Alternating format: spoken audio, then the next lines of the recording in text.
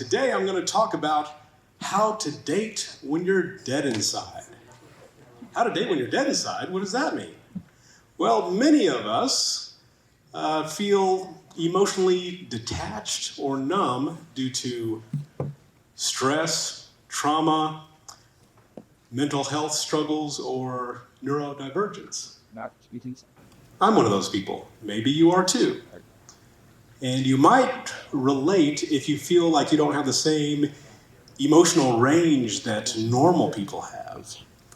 And it is impacting your ability to date or have real connections and real relationships.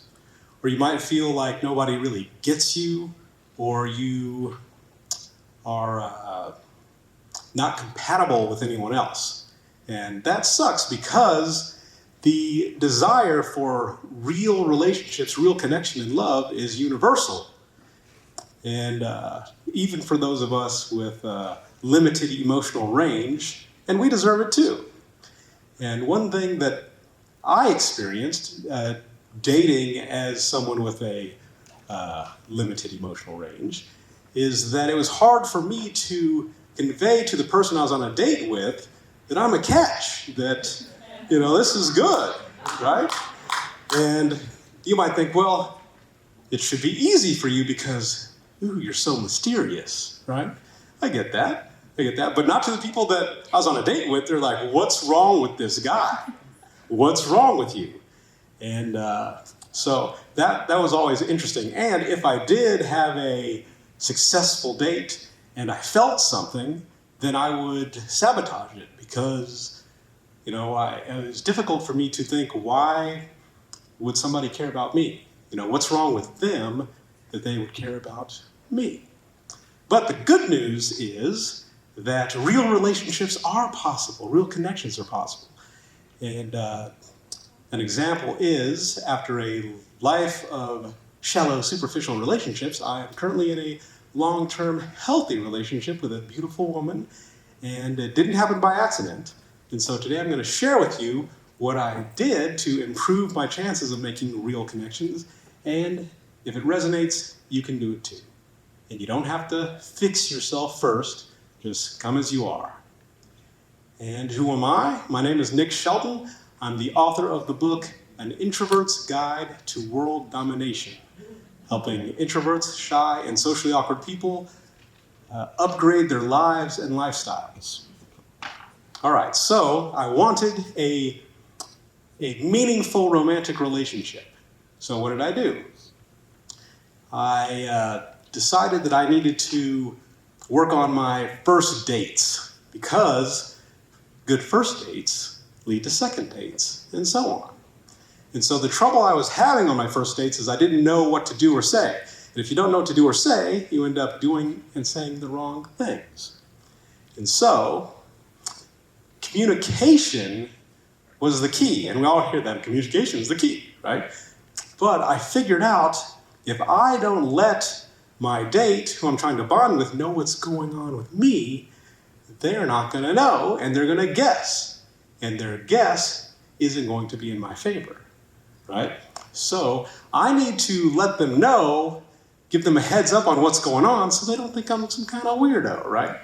So I have to express to them right out the gate, my emotional range is not the same as everyone else's, so it may come off as a little distant or a little cold, or, I'm still trying to learn how to express emotions, so be patient with me. I'm still learning about dating. And so then on the date, I need to observe, and if I see a reaction, I need to call it out. So I'll neutralize it. I'll say, was that offensive? Was that awkward? I need your feedback so I can get better at this. I'm learning about dating. And so then I will need to turn the attention away from what I'm feeling, because my feelings are muted, remember? I need to pay attention to how they're feeling. How can I make my date feel magnificent? Here's what I do. Everybody wants a story to tell, a story to share. And if I frame the date as, what can I do to give this person a really great story to share tomorrow? then it's going to change how I approach the date. And so, what makes for a good story? I find boldness or spontaneity. And a lot of times you can't think of anything spontaneous to do in the moment, so think of something beforehand and pass it off as spontaneous on your date, right? So, for example, I was on a date in the park, beautiful day, couldn't think of anything to do, so started waltzing with my date, right? And it was perfect, and she thought it was spontaneous. It wasn't. I thought about it beforehand, but she thought it was, and I'm sure she's told the story a million times, and I even felt something. I felt something. And it wasn't love, but it was like, yeah, that was cool. That was cool. And so even if it would have been a bad experience, we still have a great story to tell, because she'd say, do you know what that joker did? He tried to waltz with me in the park. Who does that? So still a great story. So, humor and open-mindedness and patience is really important for you and your partner. And so what I'd like you to do is focus on the story. Don't focus on trying to have the perfect date. Focus on trying to get a good story that both of you can share later. And so whether it is good, bad, it doesn't matter. As long as it's not boring, you're still well on your way and it will be a success. I hope this serves you well. My name is Nick Shelton. I can be found at connectedintrovert.com.